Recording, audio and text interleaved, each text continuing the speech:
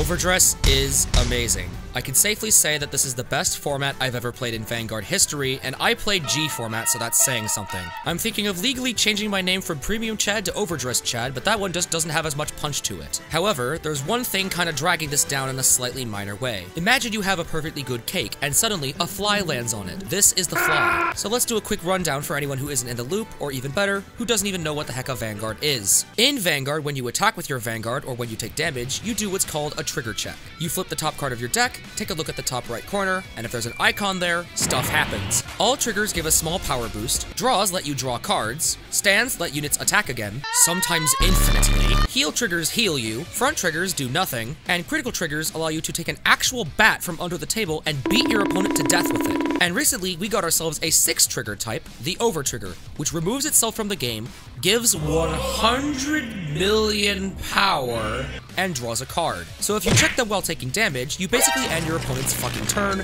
draw a card, and heal the damage no matter how much damage you have. And if you check them while attacking, you get a different effect depending on the nation. Dragon Empire lets you turn anything into a Dragonic Overlord. Yes, anything. Keter Sanctuary redistributes the means of drive checks to everybody. Stoica is Neapolitan ice cream, and like Neapolitan ice cream, it sucks. Dark States gives your Vanguard that bat I spoke about earlier for the rest of the game, and Brentgate gives your friends double the bats for double the pleasure.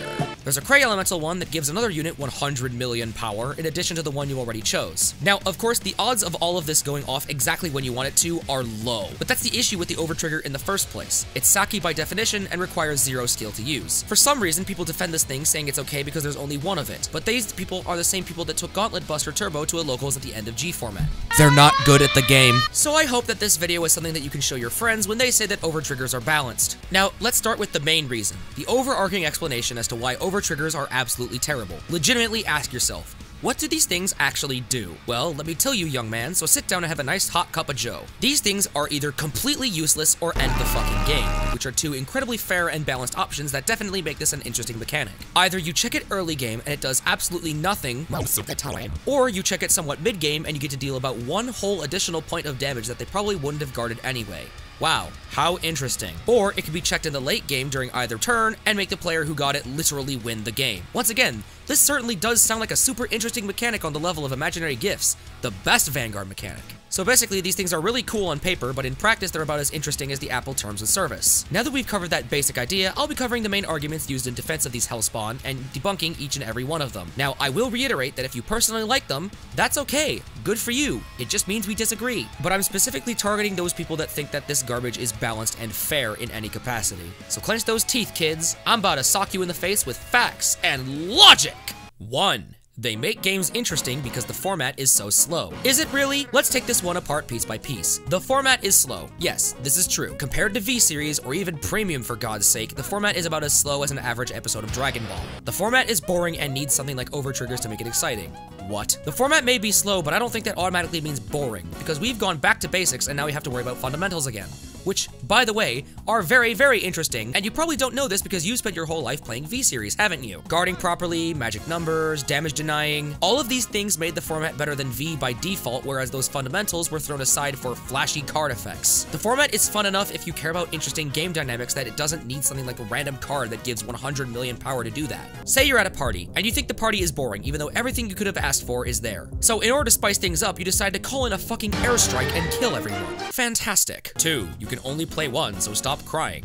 Literally, no one is complaining that this happens every game. We just don't like it happening at all. You see, kids, this is a non-argument that doesn't actually prove why Overtriggers are good. Just because you don't get AIDS every time you hold hands with your girlfriend that you totally have, doesn't mean it doesn't fucking suck when you do. Just because something bad only happens once every full solar eclipse doesn't mean it isn't a bad thing. By the way, I'd like to mention that Zazan is also at 1, and yet that card is incredibly problematic. But you can only play one, so stop crying, guys. 3. They can help a player make a comeback if they're losing. This isn't helping a player make a comeback. This is handing the player the win on a silver platter. A comeback would be something like a heal trigger, and because these green little shits exist, we already have a built-in comeback mechanic that's balanced, so why do we need another? Do you really need another comeback mechanic because heal triggers aren't enough for you? I have no idea what deck you're playing that needs a 5th heal trigger that ends the turn. Please, honestly, comment down below. What terrible decks are you playing this format? 4. Every deck has it, so it's fair. Every Yu-Gi-Oh deck ever had Firewall Dragon. And while we're on the topic of Yu-Gi-Oh, why don't we just unban Pot of Greed, Graceful Charity, Delinquent Duo, Confiscation, the Forceful Sentry, Giant Trunade, Premature Burial, Soul Charge, Vanity's Emptiness, Self-Destruct Butt. These are all fair cards because every deck can have access to them, right? Now, I'm aware that this is a bit of an exaggeration. Overtriggers are not as broken as Pot of Greed, but this was simply to show that, oh, every deck will have it is not what makes a card fair. 5. You will win from one just as likely as you will lose from one. Fun fact, a good player was probably going to win that game without the help of an overtrigger regardless. The only person who benefits from an overtrigger is the player who's bad at the game and losing it. If a good player wins using an overtrigger, that's just overkill at that point. You don't get any special treatment for winning harder. That's just disrespecting your opponent. Will a bad player randomly win a game because of an overtrigger? Yes. Will a good player also win a game randomly because of an overtrigger?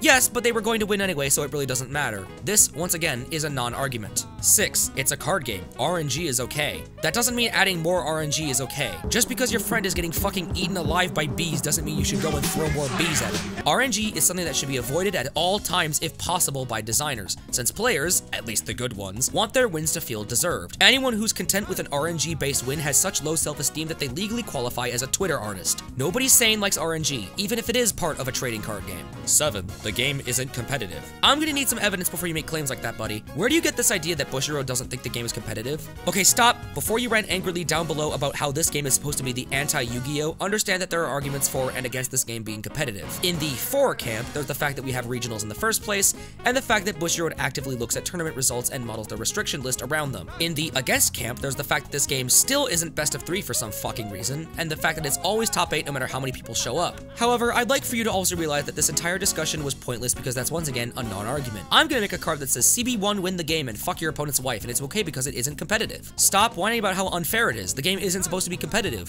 So what if you got cucked? It's not competitive. Did you know that the competitiveness of a game and fairness of the mechanics are actually not at all related in any capacity? Crazy, I know, but it's possible to design a game that isn't competitive and still make it fair. Have you ever played Uno? No one has ever complained that Uno is a broken game, and yet that game is as casual as it gets. Also, to the people saying if you want a competitive game, just go play chess, I can also say to you, if you want a game where you don't get rewarded for playing properly and you just want to play a mindless crap fest, go play Chutes and Ladders. Did you know there are people out there who enjoy being competitive and also really like the mechanics of Vanguard? 8. What if we get defensive ones? That's not a reason to keep them in the game, but I'll entertain this anyway. If we get cards that have defensive effects as well, I'm absolutely terrified. Are you telling me it could get worse than already skipping the opponent's entire turn? Because that's what we need. Heritage that punishes the opponent even more because they didn't sacrifice any virgins to the god of luck. Be sure to let me know why you like the overtrigger in the comment section down below, and I'll be sure to tell you why you're wrong.